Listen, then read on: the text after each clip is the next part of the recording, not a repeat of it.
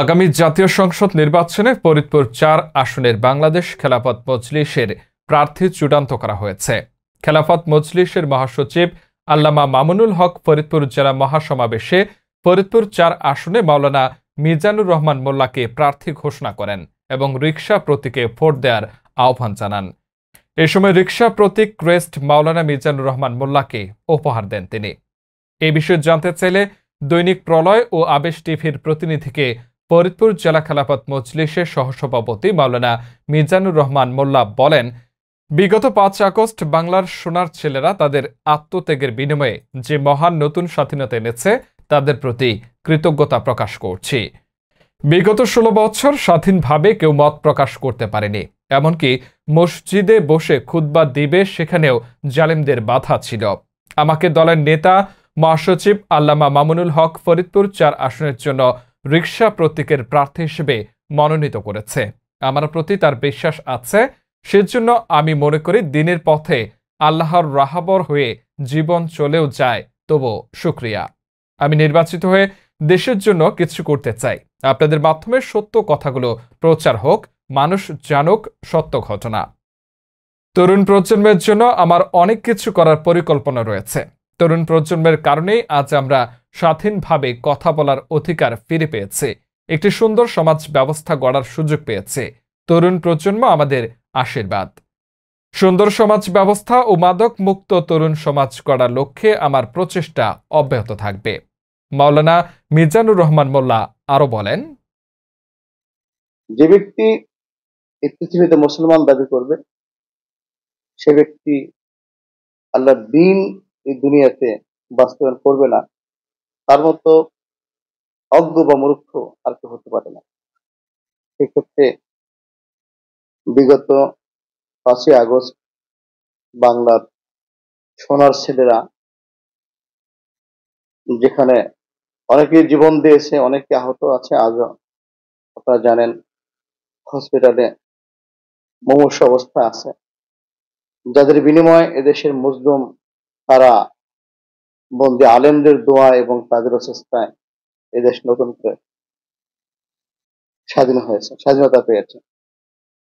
তার পূর্বে বিগত ১৫ বছর ১৬ বছর এই ইসলামী দল নয়, শুধু ইসলামী দিন কায়েমের পথে যারা জীবন দিছে, সময় দিছে, তারা আসলে মাথা উঁচু করে কথা বলতে পারে না।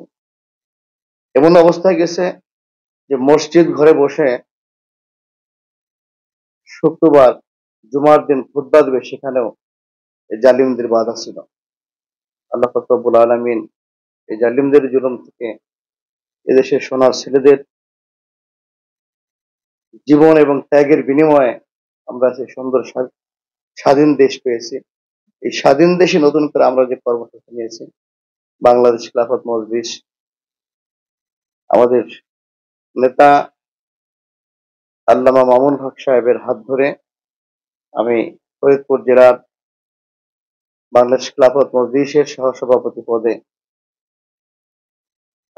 আছি এবং ওই জায়গা থেকে আল্লামা মামুনুল হক সাহেব আমাকে ভাঙ্গা সদর পোস্টার বদ্রেশন তথা ফরিদপুর ৪ আসন থেকে আমাদের যে দলীয় প্রতীক আছে আমাকে হাতে তুলে দিয়েছে এবং নির্বাচন করার অনুমতি বলেন বা আমার উপর তার যে বিশ্বাস, এই বিশ্বাস প্রতিষ্ঠিত করেছেন। উনি ওনার দল থেকে আমাকে নমিনেট করায় আমি অন্তরস্থল থেকে অনেক খুশি। আমি মনে করি আল্লাহর দিনের রাহবার হয়ে যদি এই পথে জীবন চলেও যায়, আলহামদুলিল্লাহ, কারণ একদিন পৃথিবীতে এসেছি, চলে যাবো, এটাই সত্য। সেক্ষেত্রে আজকে বাংলাদেশ খেলাফত মজলিসের দল নিয়ে, মানে বাংলাদেশ খেলাফত মজলিসের দলে থেকে এদেশের এখনো যে জালিমদের উৎখাত করা হয়েছে, তারা এদেশ থেকে চিরতরে নির্মূল হয় নাই। অন্যথায় আরো একদল আছে যারাও নির্বাচন করার জন্য উঠে পড়ে লাগছে। কত দ্রুত তারা ক্ষমতায় যাবে, কিভাবে তারাও আবার দখলদারিত্ব করে নেবে, তারাও সেই চেষ্টা আছে। কিন্তু আমাদের চেষ্টা তো দিন কায়েমের। সেক্ষেত্রে এতদিন দেশের যে নৈরাজ্য, বিশৃঙ্খলা এবং বিভিন্ন দুর্নীতির অবকাঠামোগুলি বিদ্যমান ছিল, সেগুলি আজকের বর্তমান যারা রাষ্ট্র পরিচালনা করছে তাদের আমি মনে করি সময় দেওয়া উচিত। আমার পরিকল্পনা, আমার 3 থানা মিলেই তো আমার দায়িত্ব। তার মধ্যে আমাদের সদরপুর এবং চরভদ্রেশন এই অঞ্চলটা নদীমাতৃক অঞ্চল। নদীর কবলে অনেক মানুষ জীবনের কঠিন অবস্থায় পৌঁছে গেছে। এই নদী শাসন থেকে শুরু করে ভাঙা থানার ভিতরেও অনেক জায়গায় এখনো কাজের, বিগত এমপি সাহেব অনেক কাজ করছে, করতে গিয়ে অনেক কাজ করতে পারে নাই, এখনো যেগুলো অপূর্ণ রয়েছে।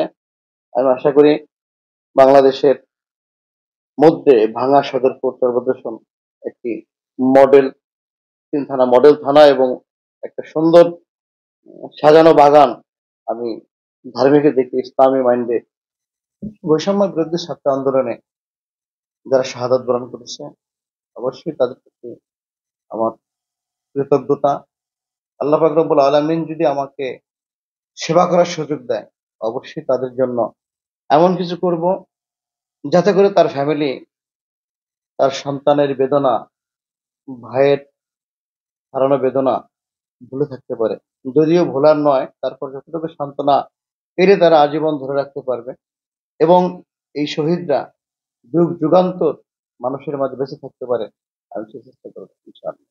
প্রত্যেকটা জায়গায় আমি কথা বলার চেষ্টা করছি, আমি সকলের কাছে আমার মেসেজ পৌঁছে দিচ্ছি যে এতদিন এদেশে আপনারা ভোট দিছেন, ভোট দিছেন, কেউ লাঙ্গলে, কেউ নৌকায়, কেউ ধানের শীষে। এদের ইচ্ছা ছিল এরকম, কেউ তার স্বামীর আইন বাস্তবায়ন করতে চাইছে, কেউ তার বাবার আইন বাস্তবায়ন করতে চাইছে, কেউ বা তার ওই নিজস্ব আইন বাস্তবায়ন করতে চাইছে। কিন্তু আজকের পর এখন আমরা যে স্বাধীনতার সার্বভৌমত্ব আল্লাহ পাক রব্বুল আলামিন আমাদেরকে স্বাধীন দেশ দিয়েছে, আমরা এই সারা বাংলাদেশে, শুধু সদরপুর ভাঙা চরভদ্রেশন নয়, সারা বাংলাদেশেই আমরা চাই রাসূলের দিন কায়েম হোক, ইসলামী দিন কায়েম হোক। ইনশাআল্লাহ নিরপেক্ষ নির্বাচন হলে আমি সদরপুর চরভদ্রেশনে অবশ্যই, যেভাবে মানুষের গণজোয়ার, মানুষ নতুন কিছু চায়, অবশ্যই আমি বিজয় হবো ইনশাআল্লাহ। হ্যাঁ, তরুণ প্রজন্মই তো বুঝে নিচ্ছে, কারণ যারা মুরব্বী বয়স্ক হয়ে গেছে আসলে তারা সব জায়গায় যাচ্ছে না। এই মোবাইল বা নেটওয়ার্কিং বা ইলেকট্রিক মিডিয়ার মাধ্যমে যেটা মানুষ অনেক কিছুই পাচ্ছে, ছড়াচ্ছে, সেক্ষেত্রে মুরব্বীরা পাচ্ছে না। এগুলি সাধারণত যুবকরাই ছড়াচ্ছে। সেই ক্ষেত্রে যুবকরাই হচ্ছে আমাদের জন্য আশীর্বাদ, কারণ এই যুবকরাই চাচ্ছে নতুন কিছু ঘটাইতে। এই যুবকরাই দেশকে ঘুরে নিয়ে আসলো, তারাই বৈষম্য বিরুদ্ধে ছাত্র আন্দোলনের ডাক দিয়ে দেশকে পরিবর্তন করলো। ওদের প্রতি আমার সর্বোচ্চ আশ্বাস, রিকশা মার্কায় ভোট দিয়ে আমাকে জয়যুক্ত করে, যাতে করে আমি দেশের জন্য কিছু করতে পারি। রিকশা মার্কা গরিব দুঃখীর মার্কা, গরিব দুঃখী মেহনতি মানুষ যদি ভোট দেয়, অবশ্যই আমার বিজয় হবে। আর আমার বিজয় হলে, বাংলাদেশ খেলাফত মজলিসের বিজয় হলে, ইসলামের বিজয় হলে, ইসলাম তাদের পাশে থাকবে ইনশাআল্লাহ। ইসলাম মানেই শান্তি, শান্তির ধর্ম। এদেশে শান্তির কার্যকলাপ এবং বাস্তবায়ন, শান্তি প্রতিষ্ঠা হবে ইনশাআল্লাহ।